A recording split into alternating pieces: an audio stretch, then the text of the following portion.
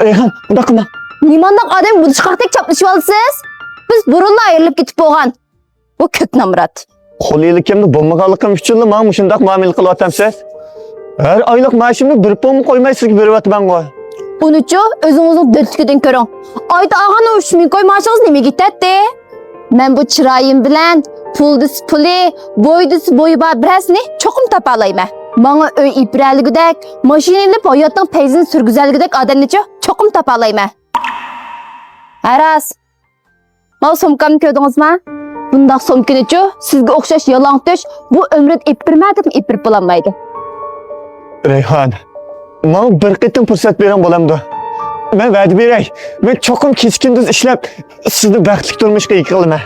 Bana bundak gap qilishdan burun, kartınızlık pullarga çok optan qarab baxtыңызma. Qoy solaytınız bilan bana gap qilasiz? Reyhan, men ishimiz og'irsin. Qo'pa. Seni 9 ay 9 gün qo'saq götürüp tuqqan bechora opangga bir qitim tizlanib 5 oylik paypoq elib meni japa tatib yiqitsa deb baqmaysa. Amma seni ilvetken tırnıqıga tanqinmaydigan bir qiz bolani oldida tizlanmoqchi bo'lib atamsa. Meni ortiq ishga aralashdi deb qolmay. Ketkisiz ketkili qo'y. Siz nim demekçi? Aldırmay turing. Sizga navbat hozirlik keladi.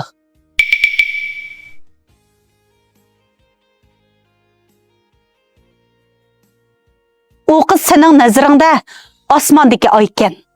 Lekin sen onun nazarida yerdagi loy ekansan. O'ylab baq. Bu qiz sening ashunda qilishingga arzimdiki? Menimcha bag'o, sen avval tirishib pul tap. Ondala sening boshqalarning oldida inovating bo'ladi. Ani shu chaqdala atrofingda po'q chuvin o'lashqanga o'xshash qizlar oilani parvon olib ketamaydi. Qandaq dedim qizchaq? Qaysi bir qiz pulvoj yigitlarga to'y qilishni orzu qilmaydi. Shundaqmi? Albatta shundaq bo'ldi-da. Seningdek yaramas, g'ururi yo'q yigitlarni hech kim ko'zga ilmaydi.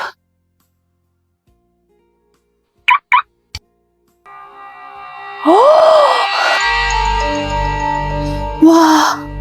Mush mashin sizningmi?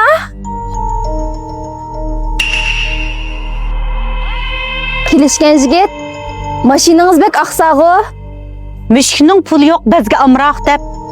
Kim qo'yibdi bundaqlarga? Qiz bolaning kaynidan so'kildab mengashni. Hay, bo'lmasa men sizni kechda vaqtingiz bo'lsa, qahva ichish taklif qilsam baramsiz? Vaqtim-ku bor.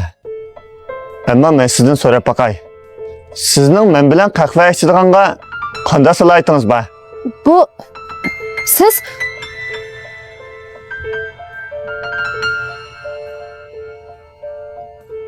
Ukam, men sana nasihat qilay. Turmushda ishlatmaydigan, bizga lozim bo'lmaydigan narsalarni axlat deymiz. Shunga o axlatlarni vaqtida tashlab etmasak bo'lmaydi. Bo'lmasa u seni axlatga aylantirib qo'ydi.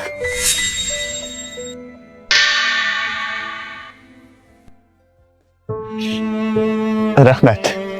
Arzimaydi. Menimcha, sen tirishib ishlab pul tap. Chunki bu jamiyatda gulning ishqida kuyayotgani faqat bulbullar emas, balki jiq pul. Rastaysa. Aras. Mau oshpaz markasidagi guruchni Odildagi binodagi bir aylan buyurg'anti. Ep chiqib bergin. Bundan keyin meni yonimda ishla. Men senga maosh beray. Ma'qul. Bizning uydami mush oshpaz markasidagi guruch, maylan va ishlatdik, tambak o'xshaydi. Ishlab pul topsang, qolgan narsalarning hammasi o'zligidan senga yiqilishidi ukam. Amsi darhol ep chiqib ber. Men seni misha saqlab turay. Konularda jahon ko'rmaganni do'st tutma, ko'zi to'ymaganni yor deydigan gap bor. Bizning hayotimiz bizni hurmatlaganlarga aro yetadi. Shunga o'zimizni qadrlaylik.